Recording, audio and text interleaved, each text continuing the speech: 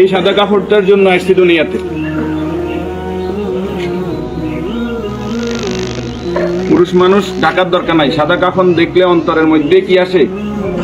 একটু ভয়। আর সেটা মনে রাখবেন, পুরুষের ঢাকার দরকার নেই, মহিলাদেরকে এইভাবে উপর দিয়ে ঢেকে দিতে হয়। মরণের হরে জীবিত থাকতে দরকার নেই। কি কন? আমার মেয়ে, আমার স্ত্রী, আমার বোন, আমার মা বেপরদায় চলে, আমরা হইলাম দায়ুস। ওই পুরুষ দায়ুস যে তার স্ত্রী সন্তানকে পর্দা করায় না। আপনি থাকতে আপনার স্ত্রী কিভাবে ফেরিওয়ালার সামনে যায় আলু ফ্রাইস কিনে? আপনি দেশে থাকতে, আপনি এলাকা থাকতে আপনার স্ত্রী কিভাবে মার্কেটিং করে যায়, এভাবে বাজার সদাই করে? আপনি পুরুষ কেন পর্দার ব্যাপারে সচেতন নয়? আপনার উপযুক্ত মেয়ে ওড়না ছাড়া ঘর থেকে বের হয় কিভাবে? আপনার মেয়ে, আমার মেয়ে কিভাবে পায়জামা টাকনুর উপরে পড়ে? আমার ছেলে কিভাবে পায়জামা টাকনুর নিচে পড়ে? আমার টাকা দিয়ে আমার ছেলে সিগারেট খায়, আমার টাকা দিয়ে আমার টাকার এমবি খরচ করে আমার ছেলে মেয়ে ঘরের মধ্যে গান বাজনা করে। আপনি পুরুষ উদাসীন, আপনার খবর নাই। খোদার কসম, দায়ুস ওই পুরুষ যে পুরুষ তার পরিবারকে দিন শিক্ষা দেয় না, কোরআন শিক্ষা দেয় না, পর্দার কথা বলে না। আর দায়ুস জাহান্নামে যাবে। এই দুনিয়াতে আসছে সাদা কাপড়টার জন্য, শুধু এই সাদা কাপড়টা অ্যারেস্ট করার জন্য। কিন্তু এই সাদা কাপড়টাও নিজের টাকায় কিনা হয়, নিজের টাকায় কিনা হয়। আত্মীয় স্বজন কেউ না কেউ, আমরা অনেক সময় শুনছি যে 3.5 হাতের মালিক ছাড়া আমি ন।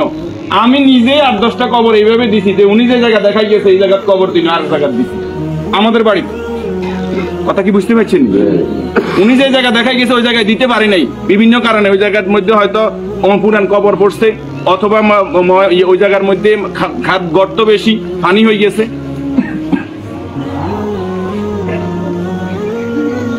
তাহলে আমার শেষ জায়গাটাও আমার নির্দেশনা মতো হয় না, পরিবারে যারা আছে তাদের নির্দেশনা মতো হয়। যে রাসূলের শানমর্যাদা এত বেশি, সে রাসূলের প্রতি দুরূদ ও সালাম সাল্লাল্লাহু আলাইহি ওয়াসাল্লাম। সম্মানিত উপস্থিতি, আল্লাহরই গোলাম চেহারাতে বলতেছে অবশ্যই নেককার পরেজগার ছিল। আল্লাহ তাআলা ওনার জীবনের গুনাহগুলো মাফ করে দেন, আমিন। যে নেক আমলগুলো করেছে, দান সাদাকা করেছে, এর বদৌলতে কবর, হাসর, মিজান, ফুলসিরাত আল্লাহ কি করে দেখ, সহজ করে দেন। আমরা যারা জানাজায় উপস্থিত হয়েছে আল্লাহ আমাদেরকে মাফ করে দেন। আল্লাহ তাআলা এই পরিবারকে ধৈর্য ধারণ করার তৌফিক দান করুন। 40 জন জানাজাতে কাদেরকে উপস্থিত করাইবেন? আমাদের কত বলবো, বলতে আর বলতে মনে চায় না। সব জানেন কিন্তু আমল নাই। আপনি জানেন যে আত্মীয়তার সম্পর্ক নষ্টকারী জাহান্নামে যাবে, আপনি নিজেই সেই সম্পর্কটা বারবার নষ্ট করেন। আপনি জানেন যে আগে সালাম দিতে হবে, আপনি সালাম দেন না। আপনি জানেন যে নিজের জন্য যেটা ভালো মনে করি অপরের জন্য সেটা ভালো মনে না করলে আমি ইমানদার নয়। আপনি জানেন প্রতিবেশীর হক নষ্ট করলে ইমানদার নয়। কই নাই, সব শুধু জানি, আমল করি না। আমাদের মাঝ থেকে আমলটা দূরে সরে গেছে। এই নেককার গোলাম জানাজাতে নামাজি পরেজগার লোক, শিরিক মুক্ত লোক, আপনার দৃষ্টিতে যিনি শিরিক মুক্ত, এরকম 40 জন লোক যদি দোয়া করে আল্লাহ তাআলা ওই দোয়া কি করে? 40 জন হাইবেন, হাইতেন ন। উনি নামাজি পরেজগার, উনি হয়তো আপনি মনে করেন যে মাজারে সেজদা দেন শুধু কবিরা গুনাহ, মাজারে সেজদা দেন বুঝি শিরক। শনিবার মঙ্গলবার কি শিরক না? শনিবার মঙ্গলবার হিসাব করা শিরক না? নি এটাও শিরক। এই যে জাদু টোনা করা, এটা কি শিরক না? নি গণকের কাছে যাওয়া, বান্দর গনাইতে যায়, মানুষ গনাইতে যায়, চুরি করছে কে, আনা চাইতে যায়, এগুলো সবগুলো কি বড় শিরক। যেটা জনগণ সকল ক্ষমতার উৎস, ঠিক না? নি জনগণ সকল ক্ষমতার উৎস, সকল ক্ষমতার মালিক কে?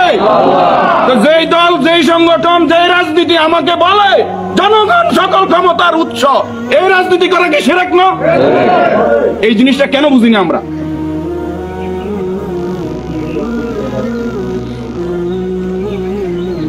আপনি মুখে বললেন জনগণ সকল ক্ষমতার উৎস, অন্তরে আপনি বলবেন যে হ্যাঁ আল্লাহ সকল ক্ষমতার উৎস, এটা তো আল্লাহ মানে না। মুখে যেটা বলতে হবে অন্তরে এক থাকতে হবে। তাহলে সকল ক্ষমতার মালিক কে? আর যারা রাষ্ট্র ক্ষমতায় গিয়ে, একজন মুমিন ইসলামী রাষ্ট্র ব্যবস্থার বাইরে যাওয়ার কোনো সুযোগ নাই।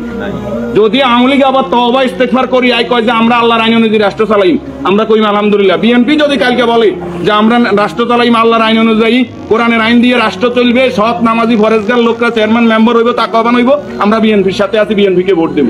যদি জামাত ইসলামী বলে আমরা আল্লাহর আইন দিয়ে রাষ্ট্র চালাইবো, কোরআন চালাইবো, দেশ তাকওয়ার ভিত্তিতে চলবে, রাসূল যেভাবে চালাইবে আমরা তাদেরকে ভোট দিব। যদি চরমরাই বলে তাদেরকে ভোট দিব। আমাদের ব্যক্তিগত কারো কোনো আরস নাই। আমরা এই জমিনে আল্লাহর, এই জমিনে আইন চলবে কার? এবার যেই আসুক এই তকমা নিয়ে আমরা তাদের সাথে আছি। রাজি আছেন? আল্লাহ তাআলা আমাদেরকে কবুল করুন।